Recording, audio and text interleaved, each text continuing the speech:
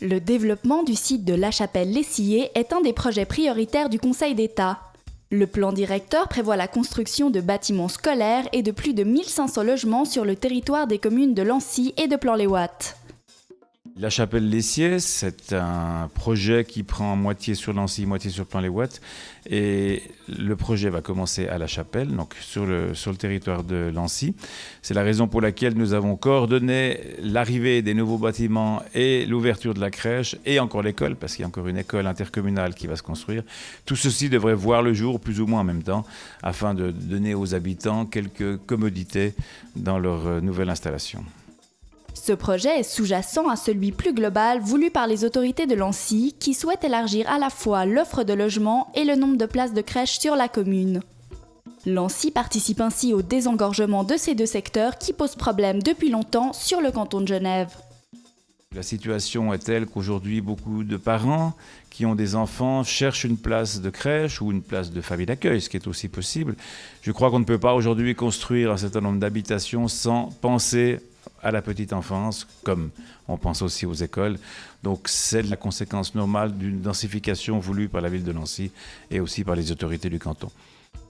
Dans cette optique, la commune de Lancy a été chargée de faire concourir des architectes pour la construction de la future crèche de La Chapelle-Lessillé.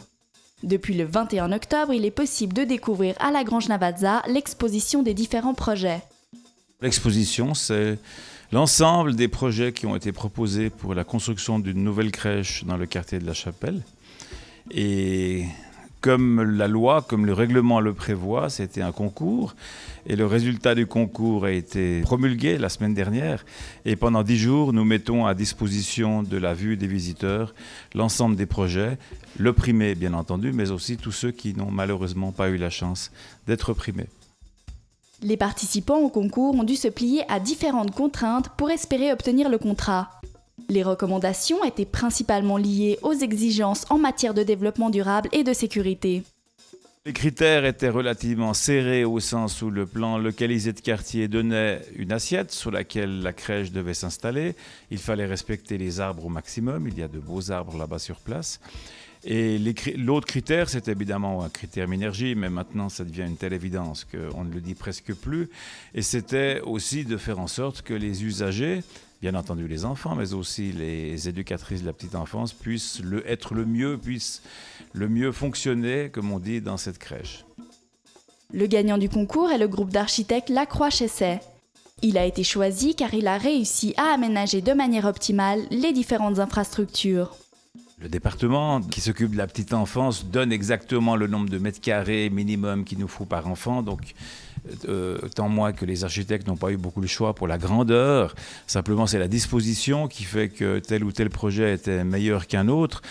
L'endroit où cette crèche va se construire borde le chemin de la Chapelle, et le chemin de la Chapelle reste quand même une voie de grand trafic, donc avec du bruit. C'est la raison pour laquelle les bons projets, si j'ose dire, ont été mis de l'autre côté, ont été mis du côté parc, spécialement tout ce qui est salle de repos, salle où les enfants passent leur journée. Et ce projet qui a été primé, entre autres, tient compte de ceci. La prochaine étape est l'obtention du permis de construire à la fin de l'année 2012. Comme maintenant le concours est terminé, nous allons faire un crédit d'études auprès du municipal et un crédit d'investissement une année après, de telle manière que fin 2012, voire début 2013, nous puissions avoir l'autorisation de construire.